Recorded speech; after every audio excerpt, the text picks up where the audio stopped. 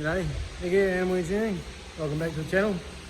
So today's mission, probably over the next few days really, but need to try and get this thing prepped and ready to go again. Hopefully you don't trash it again, but need to get it ready so we can have some fun again anyway. So yeah, first things first, we need to get this bash bar off. By the video there, she's sort of all beat back here.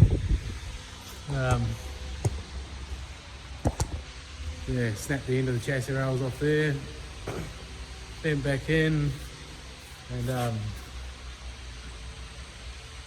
can see the damage that is done to the tyres on the front, both sides. So I've got these couple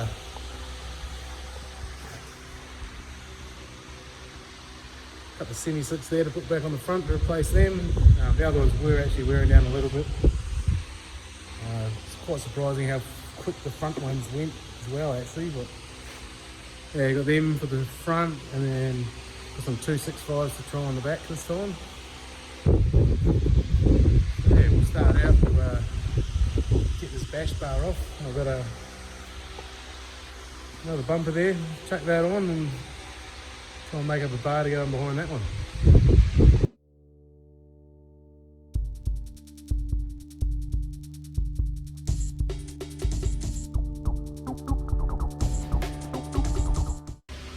See there, the bit of the chassis rail that's just come straight off with it. So you have to weld some new ends on there and then make its way up.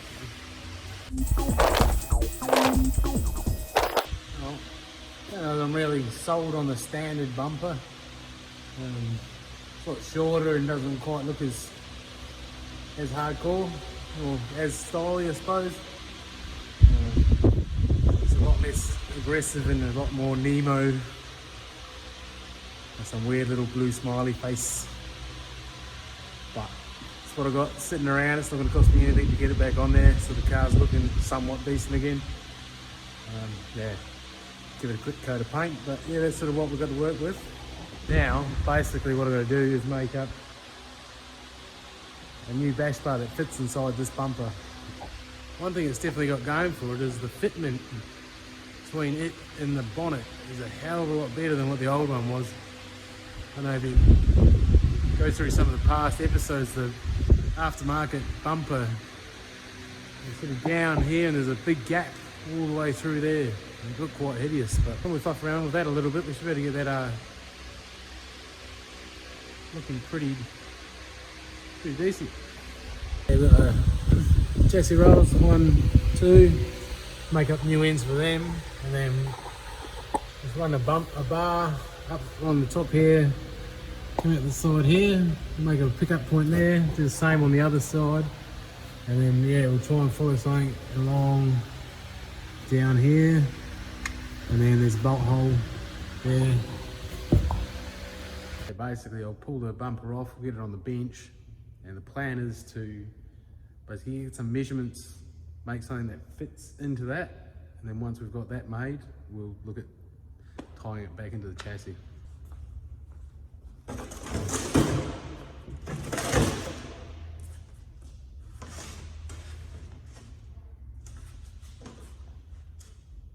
I've got that sort of set up all square on the table here using the grid pattern. So I'll just sort of get some, I've got a BendTech software on my computer, so basically I just need to get points in space where different bends are going to be. Take that over to the computer, plug it in, and that should tell me how to make the piece I'm after.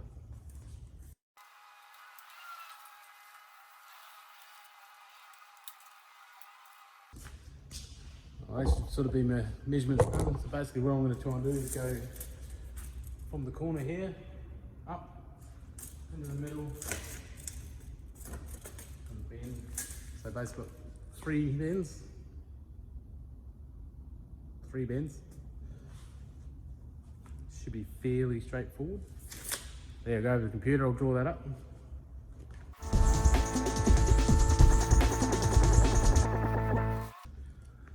So basically that's given me my 3 points to start the bend, the rotation of the pipe. So the first bend 0, rotate it 21 degrees, second bend, rotate it back 21 degrees to the third bend, and 31 degrees, 25 degrees, 31 degrees. So I'm using some 32 NB pipe. Been over the bender already. I bent this on the pipe bender to 50 degrees. So coming over to the workbench, put that on the table, set it to 0. That's reading 47 degrees. So that's telling me it's got 3 degrees of spring back. So if I want to do a 30-degree bend, I've got to go to 33. So yeah, we'll go cut a piece, chuck it in the bender and bend her up.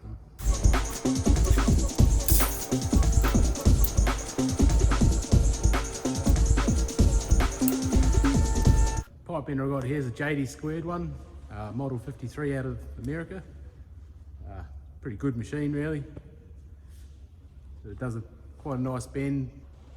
It's probably one of the better ones you can get before you go to like a full mandrel style, which are pretty expensive. Yeah, got that all marked up. You see I put the just a bit of sandpaper there marked right around the whole pipe, because we've got to go through and rotate it. If I just put a little mark on the top, when you rotate it, you might lose your mark and not be able to line it up on the die properly.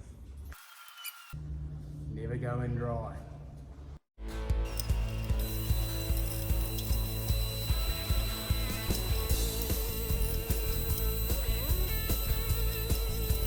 So that's all bent up. We'll take it over to the bumper and see how she fits inside it.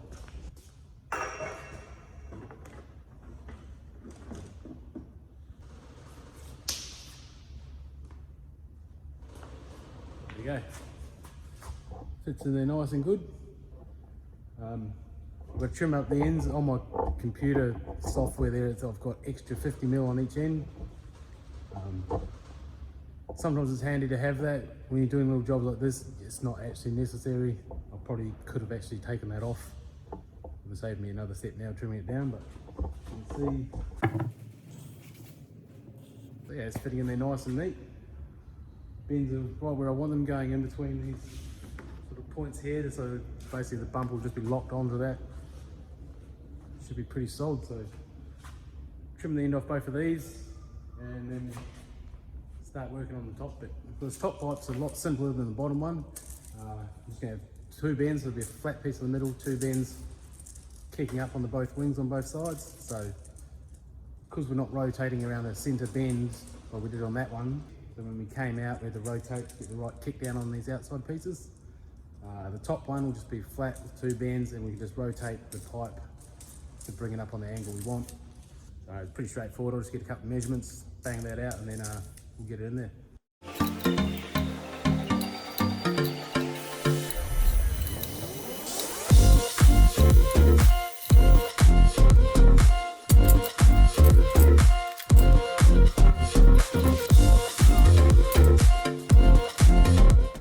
There you go, that top bar's fitting in there nice. This workbench that I've got, some of you are probably looking at that right now going, yeah.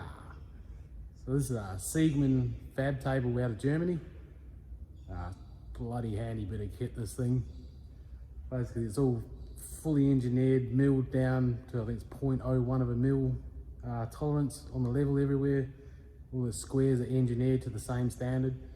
And yeah, basically if you're doing stuff like this, just quickly jigging stuff up, it's unreal. So now I'm just going to make up 2 pipes.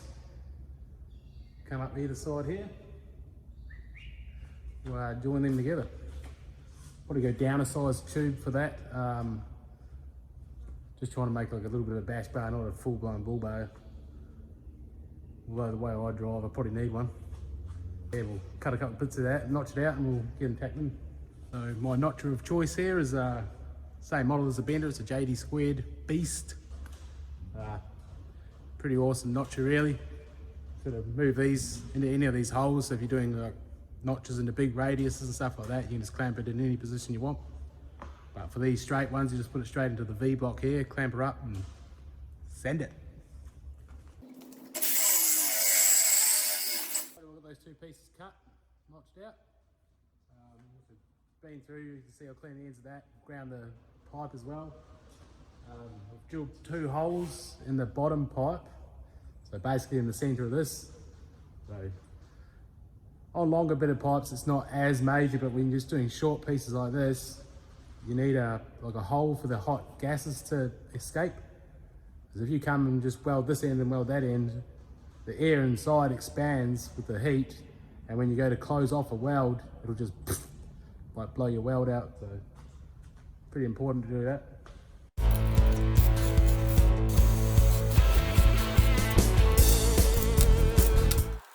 Oh, well, that's that bit done. So now let's get a couple of bits of pipe to close off the ends here. Get the old section roller down from the pallet racking, and we'll put like a nice long radius curve into that. Just make it look a bit fancy.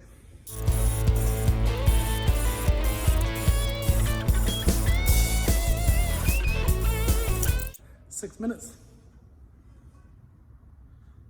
Get a nice bit of a radius. Oh yeah, we'll go mark that up on the actual bash bar. Cut into some pieces, notch her up. Should look a bit stylier than just a couple of fat pieces on the end, a couple of straight pieces.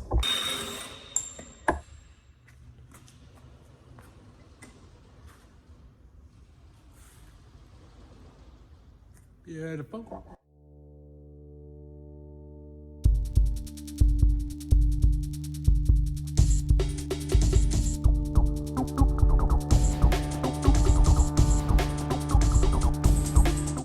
There you go, so the majority of the pipe work done. Yeah, let's go through, weld that out. Righty, that's all welded up now.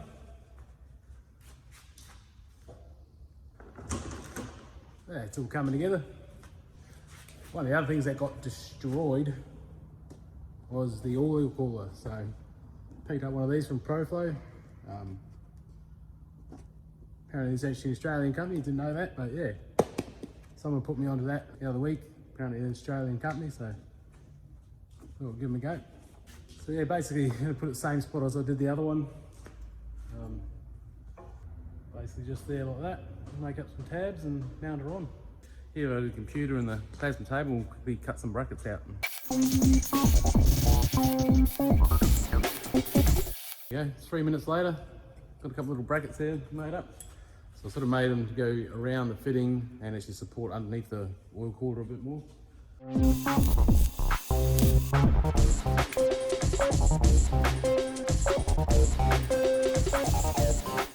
Rightio, so we'll leave that there for now. Let's mount it on there.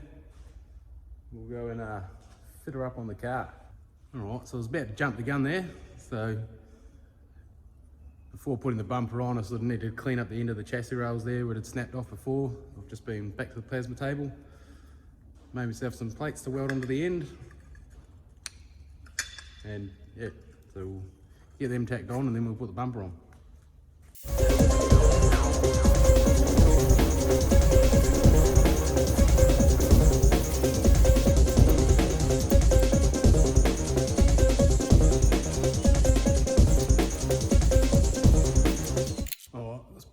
Probably a little bit hard to see, but you can see I've got the end plates here that I've just welded on.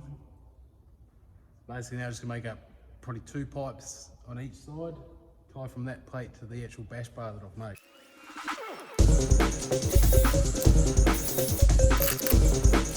Oh, there you go, got me 2 little first standoffs made. These definitely be the easiest ones of the pieces I've got to make. They just come straight off with a 30-degree notch on the end there. Once I get these tacked in, it should be solid enough that I can actually get that bumper out of the way, and then I've like good access to finish it off.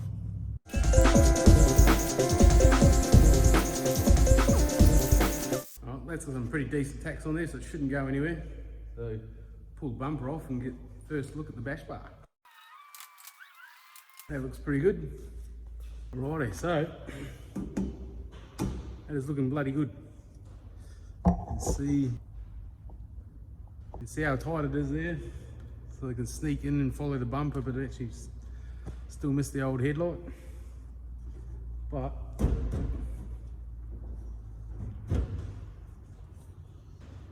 she's pretty solid. There's 2 more tubes coming from the plate down to this pipe here, and that should be plenty, I guess. Wipe out a roo with this thing. Oh, there you go, it's my next 2 pieces. All done. First one I jagged on the first go. Second one had to make twice, but you get that on the big jobs.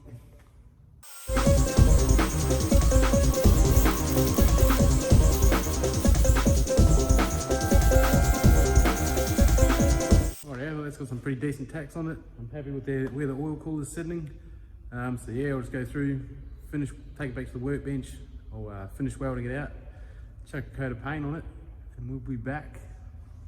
Alright, nearly jumped the gun there, and I forgot all about building a toe point into the front of the bloody thing. So just been to the plasma cutter, made myself up a little toe point, send it.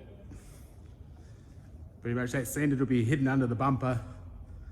And the only time you ever see it is when I've wiped the bumper off, sanding it.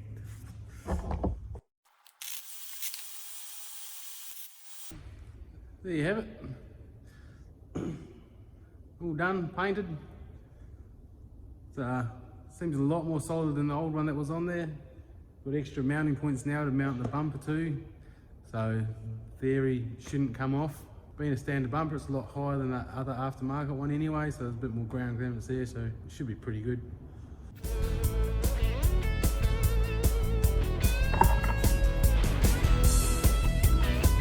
As far as preparing the car and getting prepped for the next track day, I think we'll leave it for this episode, finishing off the bash bar there at the front. So yeah, cheers for watching. See you on the next one.